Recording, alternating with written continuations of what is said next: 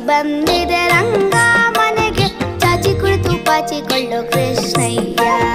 ಮೂರ್ಛೆ ಬಂದಿದೆ ರಂಗ ಮನೆಗೆ, ಚಾಚಿ ಕುಳಿತು ಪಾಚಿಕೊಳ್ಳೋ ಕೃಷ್ಣಯ್ಯ.